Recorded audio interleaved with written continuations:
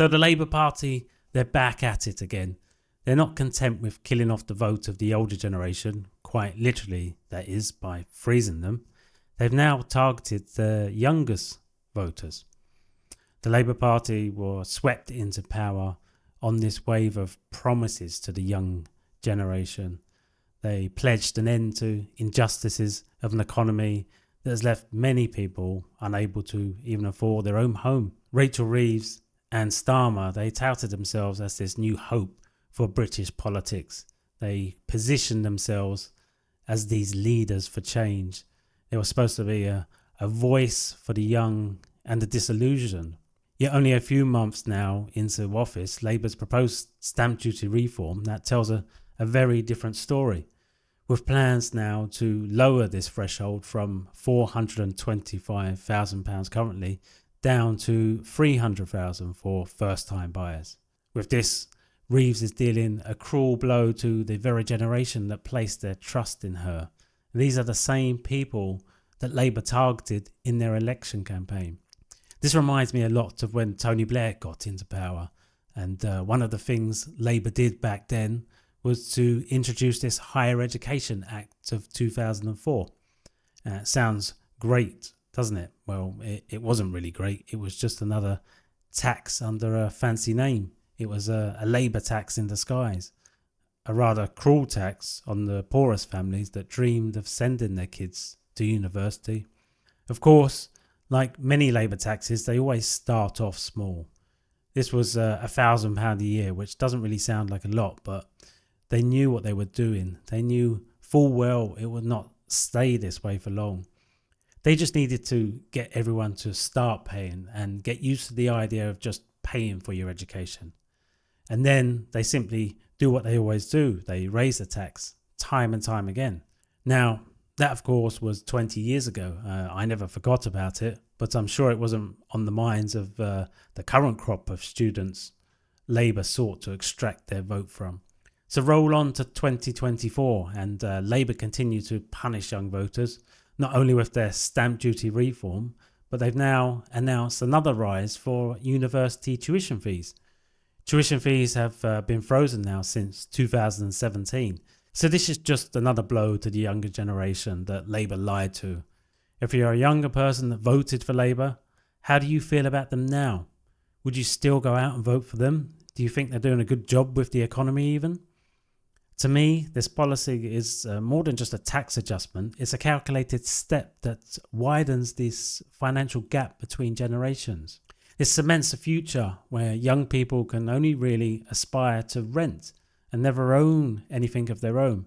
In London now, where the average property costs around £480,000, young buyers could now face an additional £6,250 in taxes. Now this is for a generation already burdened by huge student debt, soaring rents and a stagnant job market. And this is the kind of betrayal that really stings. Young voters represent the largest share of Labour voters, so it's a big slap in the face for them. Labour actually promised a fairer economy for the young. They campaigned on the back of these promises. They promised to address the housing crisis, to finally make it possible for hardworking young people to buy a place to call their own. Instead, these policies are just a punishment. They're not really a solution. Young people didn't vote Labour to be saddled with even more costs. They voted for the promise of affordable housing, an opportunity. Labour lied to them again. This proposed stamp duty hike seems to align disturbingly well with the kind of dystopian vision popularised by organisations like the World Economic Forum. The infamous mantra of "you will own nothing and be happy" is increasingly echoed in policies that make asset ownership a distant dream for all but the wealthiest. The idea that financial security comes from home ownership, an investment that future generations they've relied on to build wealth and stability, and they look to pass this on through their family. And this is now at risk. With Labour moving to restrict access to the housing market, they're doing the West one better even. So not only will young people own nothing, but they'll be taxed heavily for daring to even try.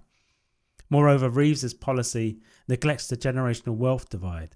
So young people are already dealing with stagnant wages, they've got rising living costs, and the older generation, they continue to benefit from skyrocketing home values.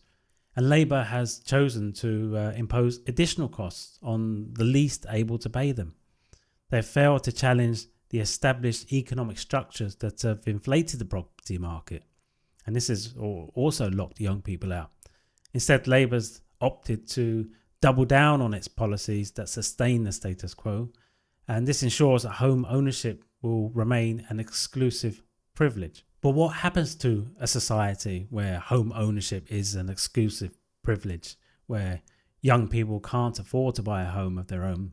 Well, young people are just going to lose hope, really. They're just going to stop dreaming about a future in this country. And when young people stop dreaming about a future in the country that they live in, well, they're just going to leave.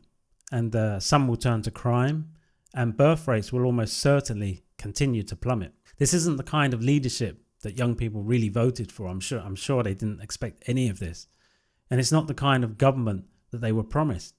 Labour's stamp duty policy not only breaks faith with the young, but actively it works against them. And what's worse, it shows us Labour's agenda that looks more corporate than compassionate, and it's more elitist now than egalitarian. Labour isn't leading the charge for young people or change. They're locking young people out of the future they were promised. What's even worse is the extra stamp duty is estimated to only raise around £1.5 billion in additional revenue. Now, if we contrast this to £11.6 billion Labour's promise for overseas funding, you will see exactly where Labour priorities lie. In a time when young people are searching for security and a stake in society, Labour's message to them is increasingly clear. Ownership isn't for you. This is a betrayal of the highest order.